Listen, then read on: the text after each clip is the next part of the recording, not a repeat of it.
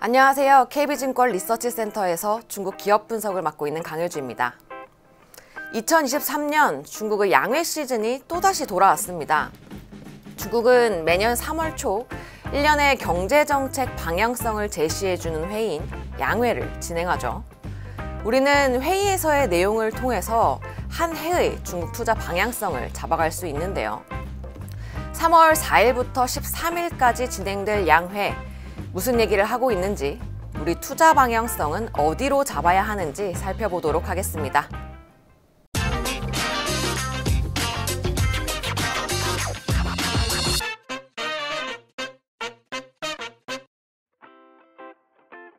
가장 먼저 이번 양회에서 중국 정부에게 모두가 기대하던 것, 중국 정부가 경기 부양을 위해 특별한 부양 정책이나 제스처를 보여줄 것인가?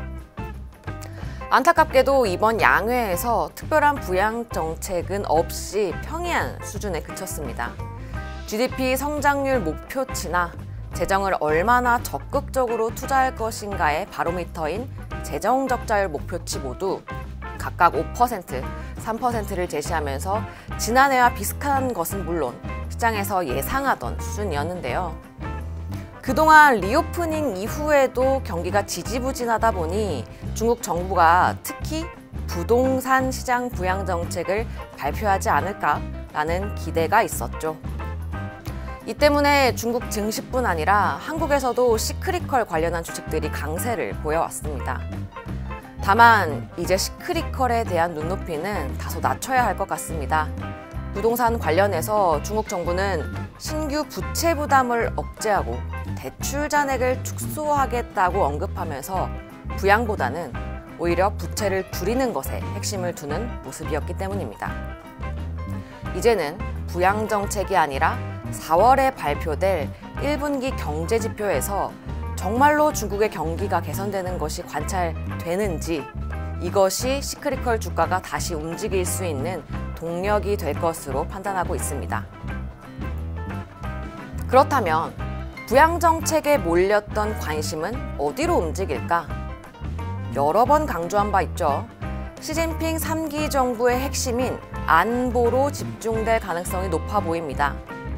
가장 먼저 먹고 사는데 문제가 없어야 하니까 식량 안보, 성장을 위해 공장을 돌리려면 에너지가 필요하니까 에너지 안보, 그냥 공장 돌리는 거 말고 장기적인 성장 동력 마련을 위해 첨단 산업 개발을 해야 하니까 디지털 안보, 여기에 하나를 더하자면 국가 방어와 관련된 방산까지 관심을 가져볼 필요가 있겠습니다.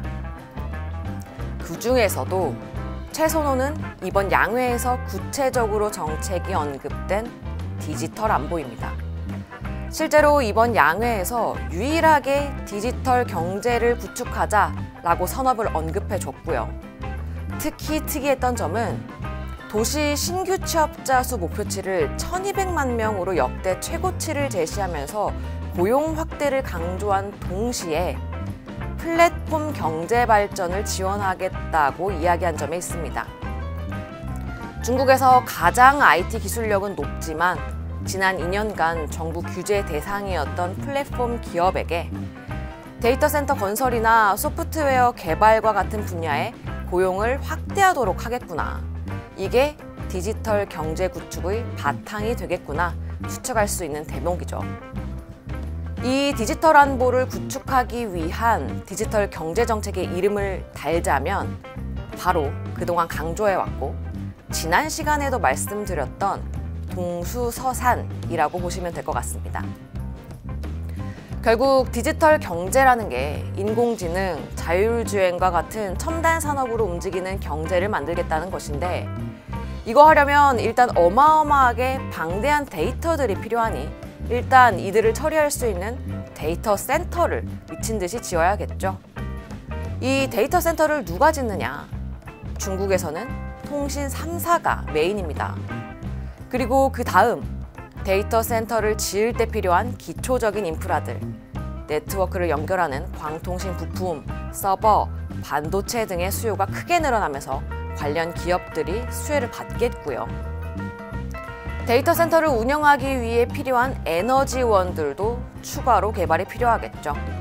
마지막으로 데이터 센터를 실제로 이용하는 인공지능이나 클라우드 등을 운영하기 위한 소프트웨어 회사들도 투자를 늘려갈 겁니다. 중국 정부의 디지털 안보와 관련된 대표 종목들을 오늘도 역시나 PT에 정리해서 띄워드렸으니 참고해 주시면 좋을 것 같고요. 그 외에 올해 관심을 가져야 할 시진핑 3기 정부의 안보 내용도 차근차근 업데이트해 드리도록 하겠습니다.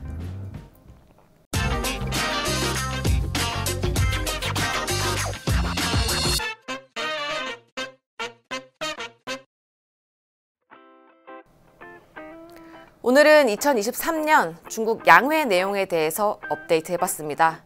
내용을 요약해 보자면 안타깝게도 시장의 기대와는 다르게 특별한 부양정책이 발표되지는 않았다. 부양정책 기대감으로 올랐던 시크릿컬에 대한 기대감은 경기가 개선되는 시점까지 다소 사그러들 듯하다.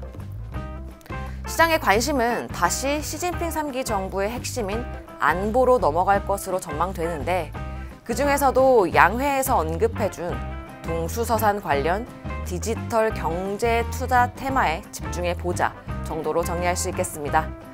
지금까지 중국 주식 플렉스의 강효주였습니다. 감사합니다.